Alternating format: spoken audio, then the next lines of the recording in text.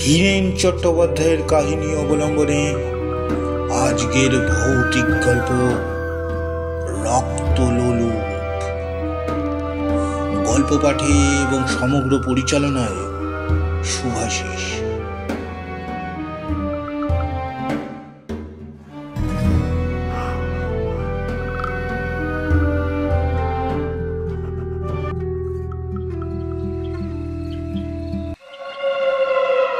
ধর্মর করে উঠে বসলাম। রেডিয়াম ডায়ালের টাইম পিস জল করছিল অন্ধকার ঘরে। রাত 2:15। আচমকা ঘুম ভাঙলো। কারণটা বুঝতে একটু দেরি হয়, কারণ বোঝার চেষ্টাও আমি করছিলাম না। আমার অবাক লাগলো মাঝরাতে, কিন্তু এইভাবে ঘুমটা ভাঙলো কেন? আমি সারাদিন প্রচুর পরিশ্রম করি, দুপুরে বিশ্রাম একটু হয়, কিন্তু সেটা খুঁটিয়ে দুটো খবরের কাগজ পড়ার জন্য ইজি চেয়ারে আধশোয়া হয়ে পড়ি। চোখ যে লাগে না কোনোদিনও এমন নয়, কিন্তু তাকে ঘুম বলে না। আমি ঘুমোই এই রাত 10টা, 10:30 থেকে ভোর 4:30 পর্যন্ত। এর মধ্যে কোনোদিনও আমায় উঠতে হয় না। অত বড় বাগান বাড়িতে মানুষ বলতে আমি একা। পুষ্যি রয়েছে 8 ঘন্টা, ঝগড়াঘাটি রাত্রিরে তারা যে করে না এমন নয়, কিন্তু সেই জন্য আমার ঘুমের ব্যাঘাত কখনোই হয় না। আজ তাহলে এগুলো কি হলো? মাঝরাতে আচমকা আমায় উঠে বসতে হলো। বেড সুইচ আছে, সেটা টিপে আলো জ্বালালাম। কলকাতা থেকে দূরে বাদকুল্লায় ভোল্টেজ সাধারণত কমই থাকে। বিকেল টিউবলাইট জেলে না রাখলে পরে জ্বলে না। আমার শোবার ঘরে 100 ওয়াটের 40 ওয়াটের মতোই জ্বলে আলোটা। এখন কিন্তু সে আলো ঝকঝক করছে। ঘরের চারিদিকে চোখ বুলিয়ে নিলাম আমি। না, সব তো ঠিকঠাক আছে, ঠিক যেমনটি থাকার কথা।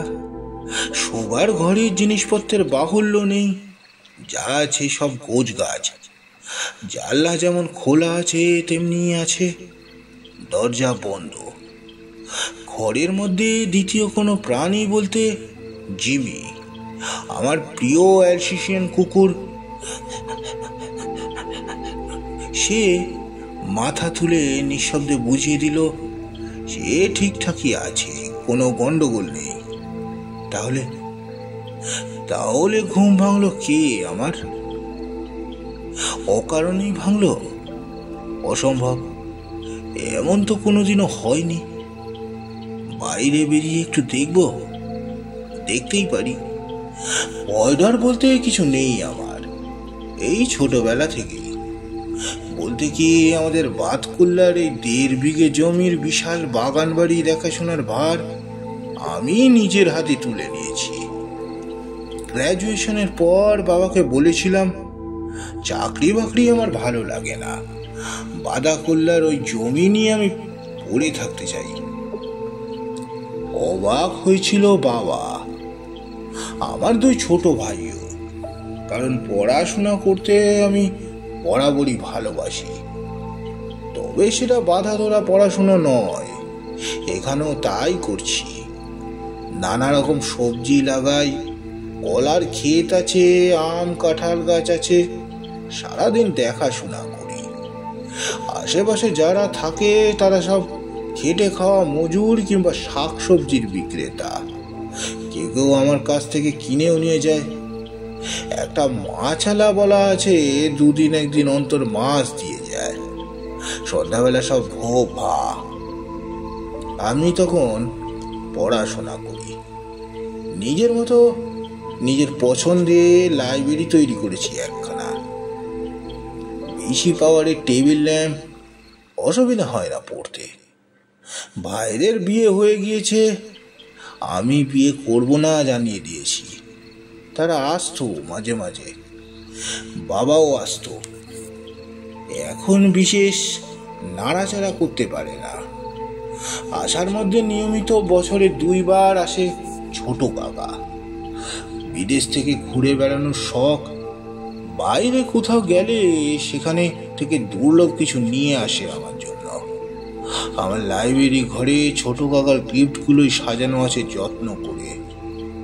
এর মধ্যে লেটেস্ট সংগ্রহ হচ্ছে একটা 12x8 পাথরের মূর্তি। মিশরে বেড়াতে গিয়ে নিয়ে এসছে ছোট কাকা। মূর্তিটি এক ভীষণ দর্শন শিয়ালের। ওখানে ফারাওদের সময় শিয়ালকেও নাকি দেবতা হিসেবে পুজো করা হতো। সেরকম এক শিয়াল দেবতাকে পুজো করতে যে পুরোহিত, তার নাম ছিল নাকি ফারামিস। একটি কবজে তার নাম খোদাই করা আছে হাইরোগ্লিফিক লিপিতে। সেটাও দিয়েছে সঙ্গে। তবে আজ সকালে এখান থেকে রওনা হয়ে গেছে ছোট কাকা। উঠলাম একবার। জিমিকে বলতে হয় না, ছায়ার মতো অনুসরণ করে আমায়।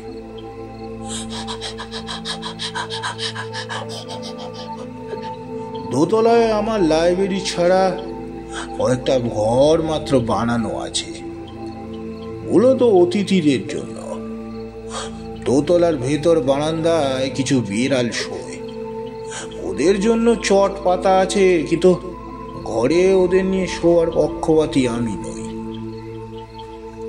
আলো জেলে সিঁড়ি দিয়ে নিচে নেমে এলাম। রান্নাঘর পেরিয়ে ছোট ছোট কুঠুরি, সেও আমার পুষ্যিদের জন্য। একটায় থাকে খরগোশ, পরেরটায় ছাগল। কি যেন দিয়ে গিয়েছিল, এখন ওটাকে নিয়ে আমার অনেকটা সময় কাটে। একবারে শেষে আমার পোল্ট্রি। 2জন বাঁধা খদ্দের আছে, বাজারে বিক্রি করে। কিন্তু আজ এই মুহূর্তে পোল্ট্রির দিকে চেয়ে ওটা ছ্যাঁত করে উঠল। এ কি, দরজা খোলা কেন? সামনে 2টো ব্রয়লার মুরগি পড়ে আছে বলে মনে হচ্ছে। আলো কম ছিল বলে বুঝতে পারছিলাম না। কাছে গিয়ে গোটা ব্যাপারটা স্পষ্ট হলো আমার। বিভৎস এক নারকীয় কাণ্ড ঘটে গেছে। রক্ত বন্যা বইছে এখন ভেতরে। ঢুকেছিল কেউ খাঁচার মধ্যে। যে কটা মুরগি এখনো বেঁচে আছে তারাও দেয়ালে সিটিয়ে আছে। বাকিগুলো সব রক্তাক্ত দেহে লুটোপুটি খাচ্ছে মেঝেতে। তাদেরই কয়েকটা আমি বাইরে পড়ে থাকতে দেখেছি। কেউ ঢুকেছিল নিঃসন্দেহে খাঁচা ভেঙে, এবং যে ঢুকেছিল সে মানুষ নয়। মানুষ হলে যে মুরগি চুরি করে পালাতো, এভাবে মুরগি নিধন যজ্ঞে উন্মত্ত হয়ে উঠত না। কিন্তু কথা হচ্ছে সে কোন জন্তু। জিমি অনেক সময় বাইরে ছাড়া থাকে, কিন্তু রাস্তার বেওয়ারিশ কুকুর এখানে ঢুকবে না। অন্য কোনো জন্তুর কোনো উৎপাত আমি দেখিনি, কখনো নয়। নয় করে 16-17 বছর তো হয়ে গেল। তার চেয়ে অবাক কাণ্ড, আমার ঘুমটা ভেঙেছে বটে।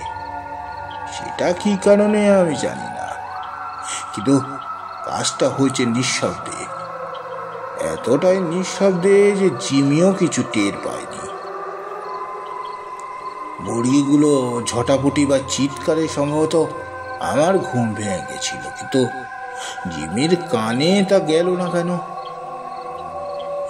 নাকি মুরগির চিৎকারটা স্বাভাবিক ভেবেই ও কিছু সাড়া শব্দ দেয়নি।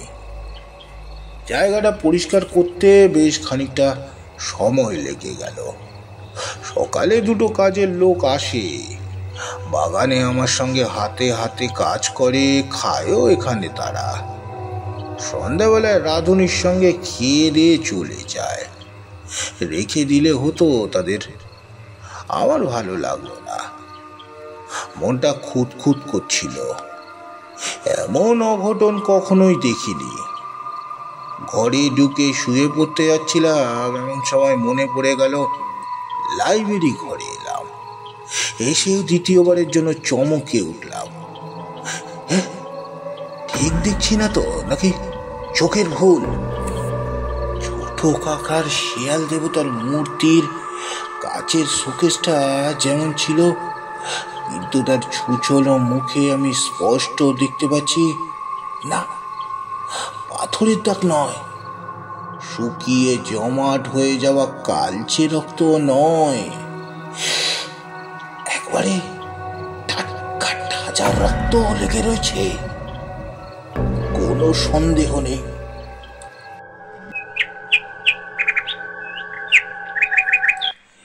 এখন শিয়াল দেবতার মূর্তির সামনে দাঁড়িয়ে আছি আমি। সকালের রোদ এসে পড়েছে মূর্তিটার ওপর। রাতে মূর্তির মুখে যে রক্ত লেগে থাকতে আমি দেখেছি, তার তো চিহ্ন মাত্র কোথাও নেই। রক্তের কালচে দাগটাও নেই ওর মুখে। গোটা ব্যাপারটা মস্ত বড় একটা ধাঁধা ছাড়া আর কিছুই নয়। যেটা হয়ে গেল সেটাকে সত্যি বলে মেনে নেওয়া সুস্থ মস্তিষ্কের কোনো মানুষের পক্ষেই একবারে অসম্ভব। কারণ সেটা সত্যি হলে বলতে হবে ওই কাঁচের বাস্কে বসা পাথরের মূর্তি সজীব হয়ে উঠেছিল। সেটা কাজ ভেদ করে বেরিয়ে গিয়েছিল আকারে বিরাট বড় হয়ে রক্তলোলুপ সেই পশুটার পিপাসা চরিতার্থ করে গেছিল কাঁচের ডালায়। মুখে তখনও তার রক্ত ছিল, এখনো এটা মিলিয়ে গিয়েছে অলৌকিক উপায়ে। ছোট কাকা বলেছিল, কতগুলো কথা তোকে বলবো, এই কথাগুলো শুনে তোর নিজেরই হাস্যকর লাগবে। আমারও তাই লেগেছিল। ছোট কাকার কথাগুলো আমার মনে পড়ছিল। জিনিসটা আমার হাতে তুলে দেওয়ার আগে বলেছিল, তবু তোকে বলছি কেন না, সেটার উপর নির্ভর করছে এটা তুই রাখবি না ফিরিয়ে দিবি। ফিরিয়ে দেব? তুমি ভালোবেসে একটা রেয়ার জিনিস উপহার দিচ্ছ আর আমি ফিরিয়ে দেব তোমায়? আজ পর্যন্ত কখনো এরকম হয়েছে? হয়তো এবার হবে না, কিন্তু কথাগুলো তোকে না বললে আমি অপরাধী থেকে যাব। তাহলে বলো। খুব নির্ভরযোগ্য একটা ডিলারের কাছ থেকে আমি কিউরিয়াস শপ থেকে এটা পেয়েছি। কাছ থেকে মূর্তি সম্বন্ধে যে তথ্য রয়েছে সেটা বলছি তোকে। 3000 বছর আগে এক ফারাওয়ের পিরামিড থেকে এটাকে উদ্ধার করা হয়। তিনি শিয়াল দেবতার পুজো করতেন। ফারাওয়ের নাম কি বলতে পারেননি তিনি, তবে মন্দিরের পূজারী ছিলেন, তার নাম ছিল ফারামিস। এটাই কি সেই শিয়াল দেবতা?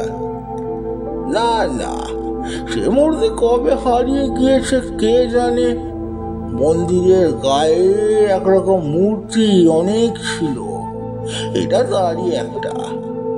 এই সঙ্গে একটা জিনিস ডিলার আমায় দিয়েছে বলে ছোট কাকা যেটা আমার হাতে তুলে দিয়েছিলেন সেটা এখন একবারে ডান দিকে ছোট একটা কাঁচের প্লেটে রাখা আছে।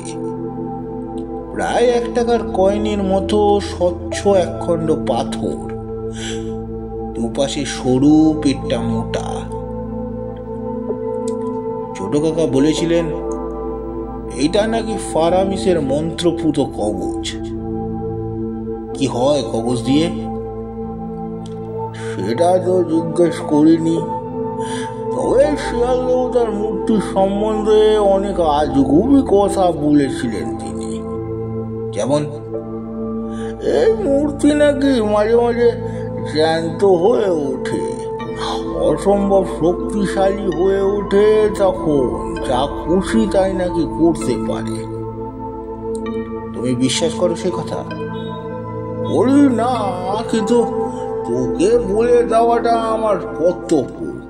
এরকম কোনো লক্ষণ দেখলে কথার মাঝখানে আমি বাধা দেবার চেষ্টা করেছিলাম ছোট কাকাকে। আমাকে থামিয়ে দিয়ে বলেছিল, কিছু না হলে তো মিটেই গেল, কিন্তু হলে তুই সঙ্গে সঙ্গে একটা বড় পুকুরে টুকুরে ফেলে দিয়ে আসবি। তার মানে এই মূর্তি এখন আমার ফেলে দেওয়া উচিত কোথাও? ফেলে আমি দিতে পারি, কিন্তু ফেলে দেওয়ার মানে এটা স্বীকার করে নেওয়া যে ছোট কাকার কথায় আমি সত্যি বলে ধরে নিয়েছি। পোল্ট্রির ফার্মে যে একটা দক্ষ যজ্ঞ হয়েছে এ ব্যাপারে কোনো সন্দেহ নেই, কিন্তু সেটা অন্য যে কেউ কারণে যে কেউ করতে পারে, কিন্তু সেটা অন্য যে কোনো কারণে হতে পারে। প্রথম প্রথম এখন শেয়ালের সম্মিলিত চিৎকার শোনা যেত এখানে, এখন অবশ্য বিশেষ শুনতে টুনতে পাই না। বেশ কয়েক বছর আগে একটা ছোটখাটো হিরোল দেখা গিয়েছিল পোড়া শিবতলার দিকে। এরকমই কিছু একটা হঠাৎ যেন ঢুকে পড়েছে আমার এখানে। এটা তো অসম্ভব নয়। ভয় পেয়ে গিয়ে আমি পাথরের মূর্তির মুখে রক্তের দাগ দেখে ফেলেছি, এই আশঙ্কাটা উড়িয়ে দেওয়া যায় না।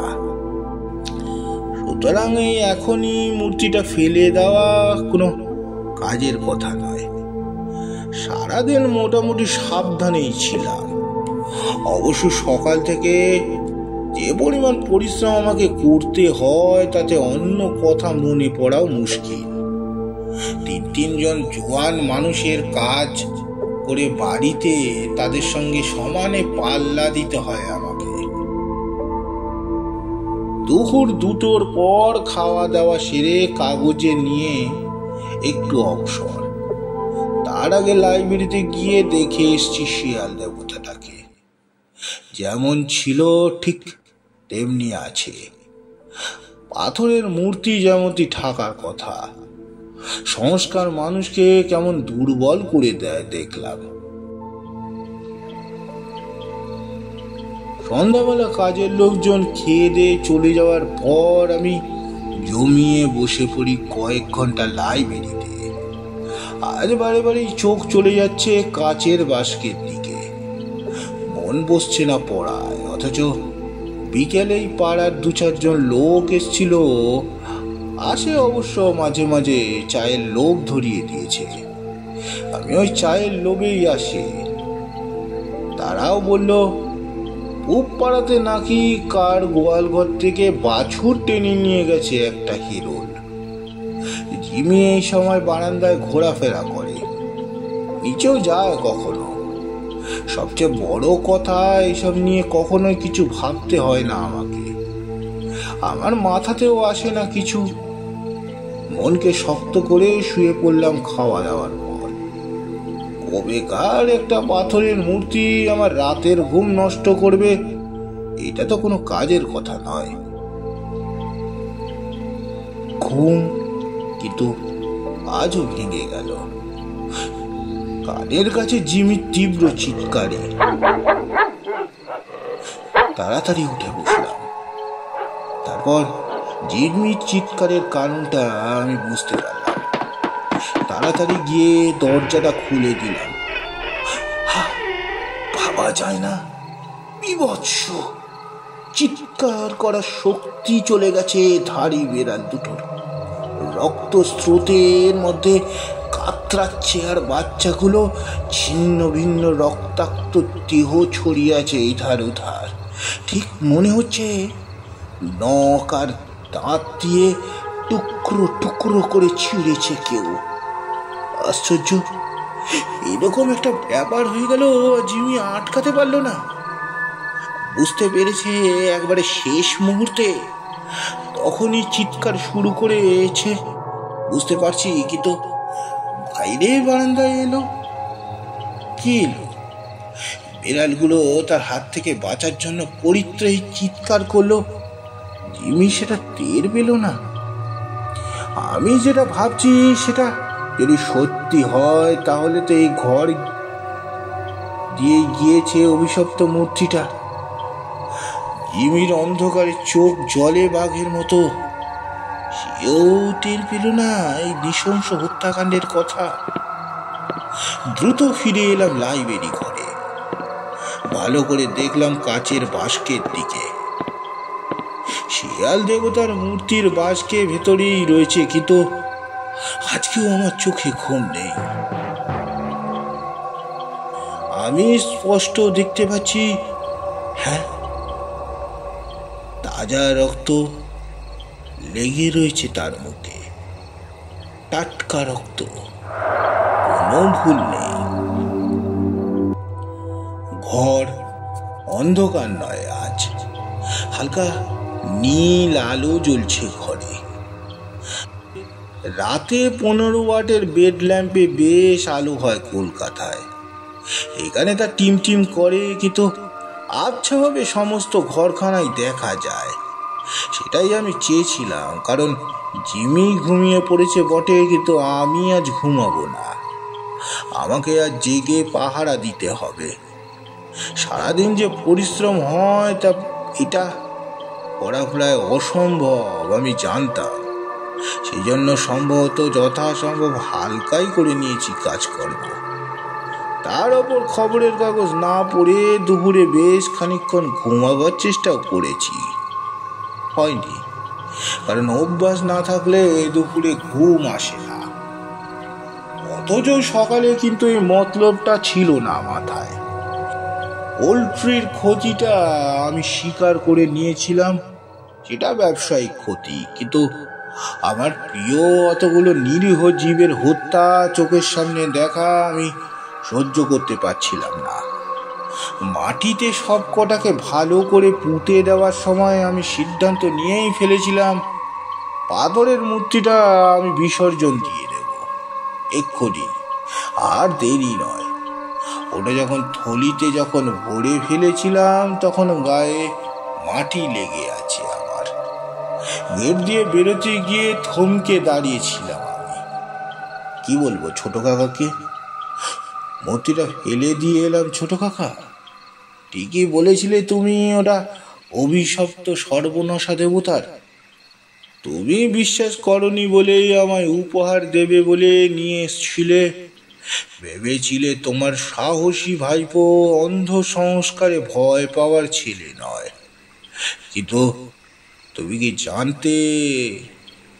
তুমি জানতে না এই সংস্কারের হাত থেকে তোমার টাকা বুকো ভাইপোরও রেহাই নয়, রেহাই নেই। পারেনি সে মূর্তিটাকে সাহস করে কাছে রাখতে। ভয় এমন এক সংক্রামক ব্যাধি যে পরপর 2 কাকতালীয় ঘটনা ঘটে যেতে রণে ভঙ্গ দিয়েছে। সে সিদ্ধারা নরম হয়ে গেছে তার। ফেলে দিয়ে এসছে সেই ইজিপ্টের দুর্লভ শেয়াল দেবতার মূর্তি। না, আমি হতে দেব না, অসম্ভব। স্বীকার করছি পোল্ট্রিতে একটা নৃশংস কাণ্ড ঘটে গেছে, প্রিয় বিড়ালগুলোকে নিষ্ঠুরভাবে মারা হয়েছে, কিন্তু আমি তো চোখে দেখিনি কে কাজ করেছে। আমি অনুমান করছি ওই 12x8 পাথরের মূর্তিটা জীবন্ত হয়ে যাচ্ছে, তার চেহারা বেড়ে যাচ্ছে যেমন খুশি, তারপর পাশবিক লালসার উন্মত্তের মতো খুনগুলো করে চলেছে সে। কেন এ কথা ভাবছি? কারণ একটা আষাঢ়ে গল্প ছোট কাকা আমাকে বলেছে, আর আমি সাহসী, এমনই সাহসী আমি যে আমার বুকের মধ্যে সেই অন্ধ বিশ্বাসটা একবারে গভীরভাবে বাসা বেঁধে ফেলেছে। ছি ছি, আজকের দিনে ছেলে হয়ে সব ভোজবাজি আর ব্ল্যাক ম্যাজিকে বিশ্বাস করি। ও মিশরের প্রাচীন পাথরের মূর্তি অপদেবতা রাত বিরেতে এইখানে বসে এসে কীর্তিকলাপ দেখাতে শুরু করেছে। না, মূর্তিটা আমি কিনব না। গেট থেকে ফিরে এসেছিলাম আমি। ঠিক আছে, সত্যি হোক আর মিথ্যে হোক, নিজের চোখে আমাকে দেখতেই হবে ব্যাপারটা। এমনও তো হতে পারে সবটা আমার অলীক কল্পনা। ছোট কাকা যদি ফিরে এসে বলে, তুই সত্যি দেখেছিস শেয়াল দেবতাকে? সবটা আমি বানিয়ে বলেছিলাম রে। সিদ্ধান্তটা তখন আমার নেওয়া হয়ে গিয়েছিল, তার পরীক্ষা শুরু হয়েছে এখন। রাত বেরোতে কখনো কখনো বেরোতে হয় আমার ইধার উধার, তাই জোরালো একটা টর্চ আছে আমার। আজ মাথার কাছে টর্চটা রেখেছি, কিন্তু সেটা সবচেয়ে দরকার ছিল, যেটা হচ্ছে ঘুম তাড়াবার একটা উপায়। আজ সারাদিন পরিশ্রম খুবই কম হয়েছে, তবু চোখ যেন ঘুমে জড়িয়ে আসছে। অথচ টাইম পিসে দেখতে পাচ্ছি রাত এখন সবে 11:15। আমার এই শোবার ঘর লাইব্রেরির পাশাপাশি। দুটো ঘরের মধ্যে দুটো বন্ধ দরজাটা আজ খোলা। লাইব্রেরিতে ছোট আলোটা এখনো জ্বলছে, ফলে ইচ্ছে করলে মাথা তুলে লাইব্রেরি ঘরটাকে যখন খুশি দেখে আসতে পারি আমি। কিন্তু সমস্যা হচ্ছে ঘুম। এটাকে তাড়াই কি করে? একটা উপায় হলো, খুব জোরালো টেবিল ল্যাম্প জেলে একটা বই নিয়ে বসি। বই পড়তে পড়তে আমার খুব ঘুম পায় না, যদিও একটা বই সেদিন টেনে পড়া রাখার মতো হয়। এরকম না পড়া বই আমার অনেক আছে। প্রত্যেক মাসেই আমি নির্বাচিত কিছু বই ডাকে আনিয়ে নিই। কিন্তু সমস্যা হচ্ছে, ঘর আলো করে সারা রাত বই পড়লে আমি যে আশঙ্কা করছি সেটা হবে তো? আমি তার চেয়ে আবল তাবল পুরনো কথা ভেবে নিজেকে জাগিয়ে রাখার চেষ্টা করাই ভালো। সেটাই করছিলাম। সেভাবে কখনো নিজের চোখের পাতা ঘুমিয়ে জড়িয়ে যাচ্ছে বুঝতে পারিনি।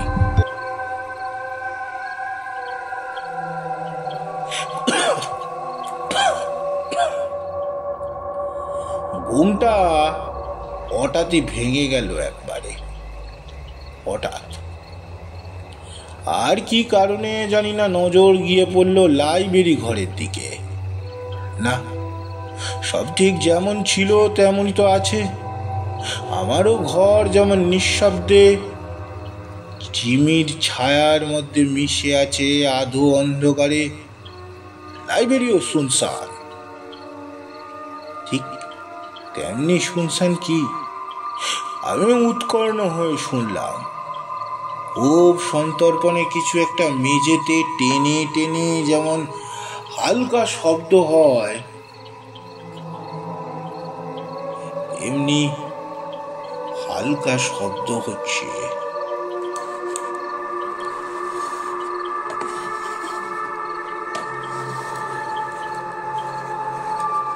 ভালো করে চেয়ে দেখলে আমার দৃষ্টিতে ফাঁকি দিয়ে কেউ এ ঘর থেকে বেরোতে পারবে না। যদিও সে ঢুকছে কেমন করে তা আমি জানি না। বাইরে থেকে আসার মতো কোনো দরজাই তো খোলা নেই। ওরার নজর রেখেছিলাম এবং তাতে কাজ হলো। কিন্তু এ কি দেখছি আমি?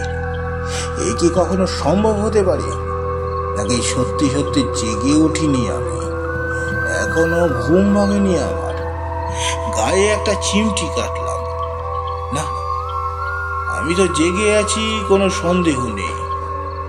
কিন্তু জেগে জেগে এমন জিনিস কেমন করে দেখছি আমি? কাচের বাস্ক থেকে কেমন করে শিয়াল দেবতার মূর্তি বেরিয়েছে আমি জানি না, কিন্তু সেটা নেমেছে এটা ঠিক।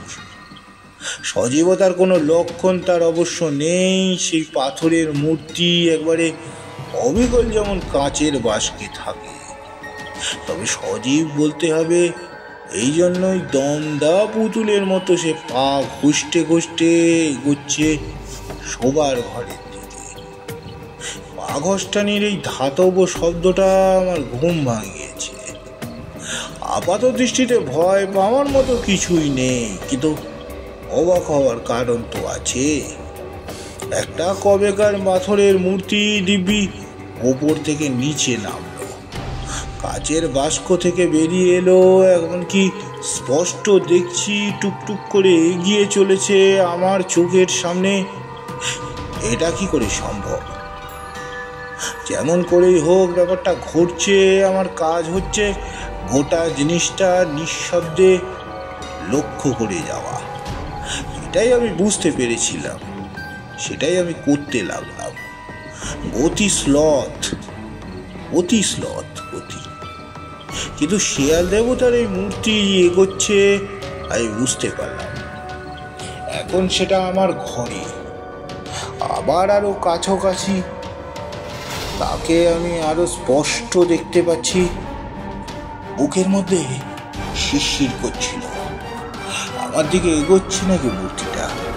না, আমার খাটের কাছে না থেমে আস্তে আস্তে এগোতে লাগলো বাইরের দরজার দিকে।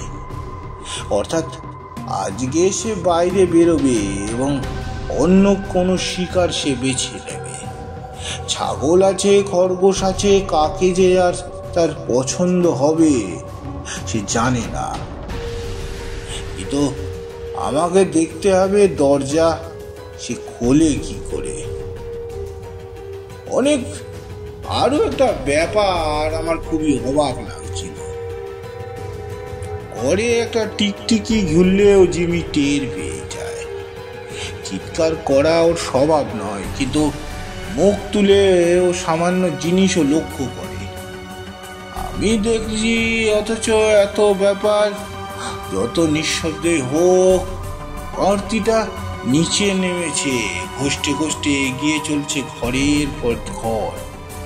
অথচ জিমি পড়ে আছে মাথা নিচু করে।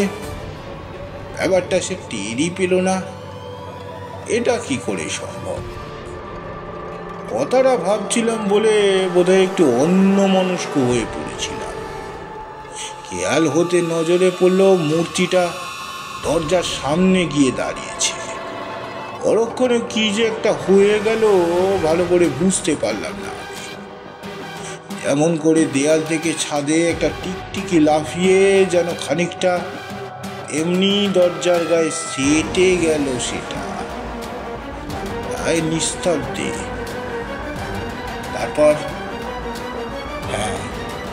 তারপরে সেই অদৃশ্য হয়ে গেল চোখের সামনে থেকে। আমি বিহ্বল হয়ে পড়েছি। তখন কি করব না বুঝে উঠতে পারছিলাম না। মুহূর্তে খাট থেকে নেমে দ্রুত হাতে দরজা খুলে ফেলেছি। এখন জিমিও তড়িৎ পায়ে আমার কাছে এসে দাঁড়িয়েছে। দরজাটা খোলা, সামনে অন্ধকার, কোথাও কোনো চিহ্ন নেই মূর্তিটার। নিচে গাছতলায় শুধু শুকনো পাতা মারাবার মচ শব্দ শোনা গেল। আমার টর্চটা নিতে ভুলিনি। সঙ্গে সঙ্গে সেদিকে আলো ফেলে ওটা ঝ্যাঁক করে উঠলো আমার। আর ঠিক টর্চের আলো স্পষ্ট দেখলাম বিরাট লোমশো একটা শরীর। আকাশে লোমের পুষ্ট দেশে শিয়াল জাতীয় জীব বলেই মনে হলো, কিন্তু আকারে ভল্লুকের মতো। তারপর যেভাবে ঘাড় ঘুরিয়ে পেছন দিকে তাকিয়েছে তাতে অনেক বেশি হিংস্র জন্তু বলে মনে হয়। এরপরে একটা ব্যাপার ঘটে গেল আমাকে হতবুদ্ধি করে। জিমি চোখের পলকে ছুটে গিয়ে ওই জন্তুটাকে লক্ষ্য করে গর্জন করে। জন্তুটা দু চোখে যেন দপ করে আগুনের গোলা জ্বলে উঠেছে। সর্বনাশ! জিমির আর্তনাদ শোনা গেল সারা বাড়ি জুড়ে। কি সর্বনাশ! এবার কি তবে জিমির পালা? নিজেকে ঠিক করে নিলাম আমি। লাইব্রেরি ঘরে রাখাই ছিল ধারালো ভোজালি। এটা ছোট কাকার দেওয়া, তিব্বত থেকে এনে দিয়েছিল। আমার কাজে লাগে না, কিন্তু আজ কাজে লেগে যাবে মনে হচ্ছে। তাড়াতাড়ি টেনে নিলাম এটা। চোখ পড়ে গেল কাচের বাস্কের ওপর। শূন্য। এখন ভেতরে কিছুই নেই।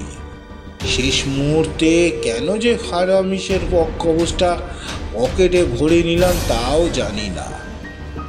আর এই মুহূর্তে এক সেকেন্ড সময় নষ্ট না করে বেরিয়ে পড়লাম। দশটা ফোকাস করলাম ঠিক জন্তুটাকে দেখতে পেয়েছিলাম। দেরি হয়ে গেছে, অনেক দেরি হয়ে গেছে। আমি বুঝতে পারলাম জন্তুটা এখন সবে দু এক পা এগিয়েছে। মাটির পড়ে আছে জিমির রক্তাক্ত নিথর মৃতদেহ। মাথায় আগুন জ্বলে উঠল আমার। তীব্র একটা আর্তনাদ বেরিয়ে এলো গলা চিড়ে।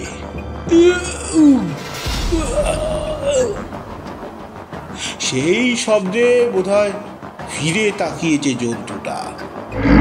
দেখতে পেয়েছে আমাকে, কাল বিলম্ব না করে এগিয়ে আসতে শুরু করেছে আমার দিকে। এখন আরো স্লথ গতিতে নয়, হিংস্র সাপদের মতো দ্রুত গতিতে। কয়েক মুহূর্তের মধ্যে আমাকে একবারে বিমূঢ় করে লাফিয়ে এসে পড়েছে ঠিক আমার সামনে। বুকের রক্ত হিম হয়ে যাচ্ছিল আমার।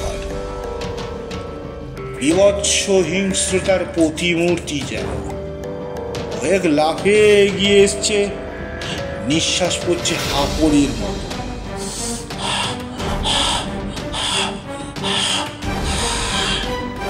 মুখ দিয়ে লালা রক্ত একই সঙ্গে ছুটছে। চোখ দুটো অগ্নিগোলক, তাদের তপ্ত আভায় আজ লাগলো আমার মুখে। যে কোনো মুহূর্তে ওই উদ্যত জিহা দুপাশের দুটো ধারালো দাঁত নিয়ে ঝাঁপিয়ে পড়বে সে আমার উপর, ছিন্ন ভিন্ন করে দেবে আমাকে। চোখের সামনে সাক্ষাৎ মৃত্যু, বেঁচে আছি হয়তো কয়েক সেকেন্ডের জন্য। তবু কি আশ্চর্য, আমার মাথা কাজ করছিল। চোখের সামনে আমি বিশ্বস্ত অ্যালসেশিয়ানটার যে মৃত্যু প্রত্যক্ষ করেছি তা বুঝতে পেরেছি কোনো রকম প্রতিরোধী আমি গড়ে তুলতে পারবো না। জিমির ধারালো দাঁত যাকে স্পর্শ করতে পারিনি, আমার হাতের ভোজালি কি তার দিকে তুলে ধরার সুযোগ পাবো না। অর্থাৎ নিঃশব্দে আত্মসমর্পণ করতে হবে আমাকে বহু শতাব্দীর রক্ত লোলুপ ওই প্রেতাত্মার কাছে। পাথরের আবরণ থেকে ও জেগে ওঠে তারই রক্ত পিপাসা নিবৃত করার জন্য। পিপাসা যেন মিটিয়ে সে তৃপ্ত হয় না। হাত পা অবশ হয়ে গিয়েছিল আমার, কিন্তু সেই মুহূর্তে যেন বিদ্যুৎ তরঙ্গ খেলে গেল আমার মাথায়। একটা জিনিস আছে আমার সঙ্গে, ওই বিভৎস দানবকে যে আমায় দিয়েছিল, আর একটা জিনিস যে দিয়েছে সেটা এখন আমার কাছেই আছে। যেন যান্ত্রিকভাবে হাত ঢুকে গেল আমার পকেটে। আমি বারবার বলে এনেছি ফারামিসের সেই মন্ত্রপুত কবচ, এবং তারপরই অজ্ঞান হয়ে যায়নি। এটা আমার পরম সৌভাগ্য। তীব্র চিৎকার পৃথিবীর কেউ কখনো শুনেছে কিনা আমি জানি না। তীব্র কাঁপা কাঁপা সমস্ত বুকের রক্ত হিম হয়ে যায় এই চিৎকারে।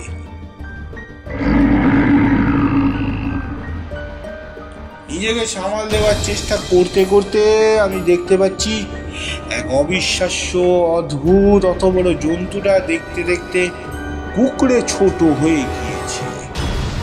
চোখের ফলক ফিরে এসছে তার স্বাভাবিক চেহারায়। পাথরের 12x8 মূর্তি, কিন্তু সেই মূর্তিকেও সে স্থির রাখতে পারেনি। এতক্ষণে সে মূর্তি চূর্ণ বিচূর্ণ হয়ে ছড়িয়ে পড়বে আমার সামনে। একটা মানুষের পক্ষে একসঙ্গে এত কিছু সহ্য করা এমন দ্রুত ক্রমান্বয়ে বোধহয় সম্ভবই নয়। আমার চেতনা ক্রমে লোপ পেয়ে যাচ্ছিল। যতক্ষণ জ্ঞান ছিল তার মধ্যে আমি দেখতে পেয়েছি আমার ফটক পেরিয়ে দলে দলে মানুষ ছুটে আসছে শুরু করেছে। বিভৎস স্বাভাবিক চিৎকারে স্থির থাকতে পারে না। এরপরের কাহিনী আর বেশি বলার নয়। আমি নিজেও কোনো ব্যাখ্যা পাইনি এর। ছোট কাকাকেও জানিয়েছিলাম যে এসছিল ছোট কাকা। দুটো কাজ করে গেছে। ফারামেসের কবজ নিয়ে গেছে এবং কোথায় ফেলে দেবে বলে একটা সুন্দর অ্যালসিশিয়ানের বাচ্চা উপহার দিয়ে গেছে আমাকে।